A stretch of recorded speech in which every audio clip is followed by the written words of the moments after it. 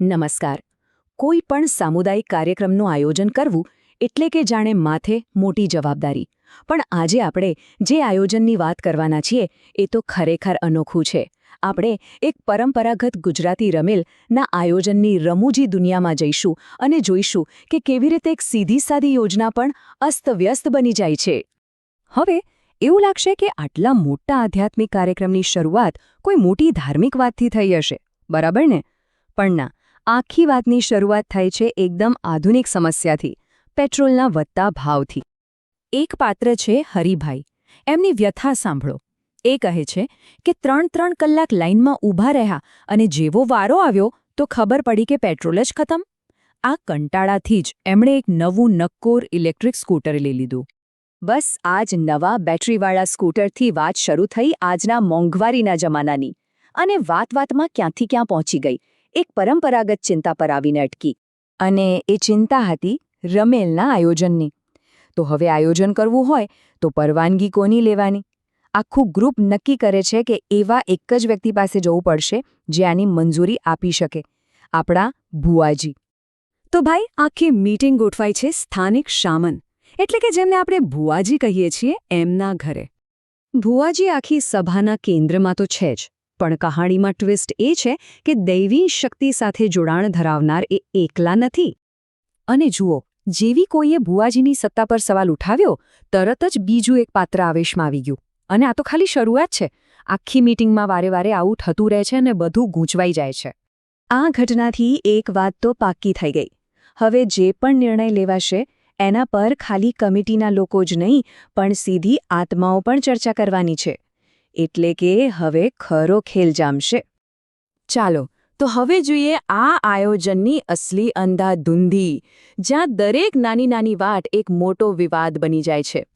સૌથી પહેલો મુદ્દો, મહેમાનોનું યાદી. કોઈ પણ કાર્યક્રમમાં આ જ સૌથી મોટો સવાલ હોય છે, ખરું ને? કોને બોલાવવા, કોને નહીં? ઘણી બધી ચર્ચા પછી કે ભાઈ દૂરના સગાને બોલાવવા કે નહીં, આખરે નક્કી થયું કે વધારે ગૂંચવણમાં પડ્યા વગર ગામના અને નજીકના પરિવાર માટે ખાલી 100 કંકોત્રીઓ છાપવી. હવે આવે છે સૌથી મહત્વનો મુદ્દો, જમવાનો.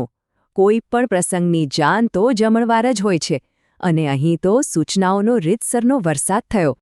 એક તરફ અમુક લોકોને જાણે લગ્ન જેવી જાનદાર જયાફત કરાવી હતી, તો બીજી બાજુ અમુક લોકો સાવ સાદા પરંપરાગત પ્રસાદ એટલે કે દાળ ભાતની જ વાત કરતા હતા. તો આનો ઉકેલ કેવી રીતે આવ્યો? ફરીથી દૈવી હસ્તક્ષેપથી. આવેશમાં આવેલા પાત્રએ સીધું જ કહી દીધું કે રમેલમાં તો પરંપરા મુજબ દાળ ભાત જ હોય. બસ વાત ત્યાં જ પૂરી થઈ ગઈ અને નિર્ણય લેવાઈ ગયો. ચાલો, જમવાનું તો નક્કી થઈ ગયું, પણ મહેમાનો બેસશે ક્યાં? હવે શરૂ થઈ મંડપ પરની મહાભારત. એક ભાઈ તો એટલા ઉત્સાહમાં આવી ગયા કે કહે, 4 વીઘાના ખેતરમાં મોટો મંડપ નાખીએ, આ તો દેવની આબરૂનો સવાલ છે.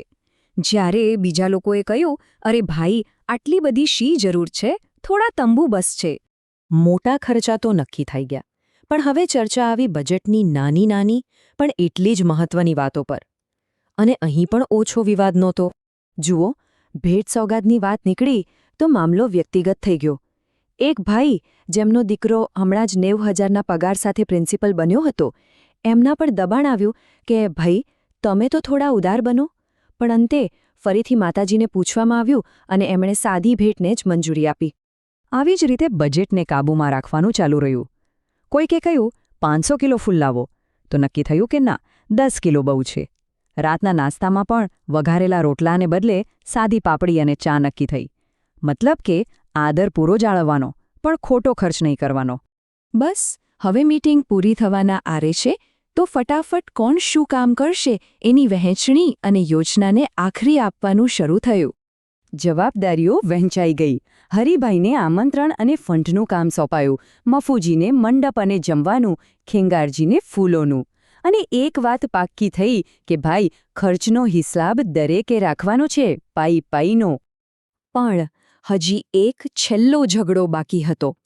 યજમાન હરિભાઈનો આગ્રહ હતો કે કંકોત્રીમાં એમનું નામ તો હોવું જ જોઈએ. ત્યારે ભુવાજીએ એમને બરાબર સમજાવ્યું કે ભાઈ, તમે દેવથી મોટા છો, આ કાર્યક્રમ દેવનો છે, કોઈના વ્યક્તિગત પ્રચાર માટે નથી.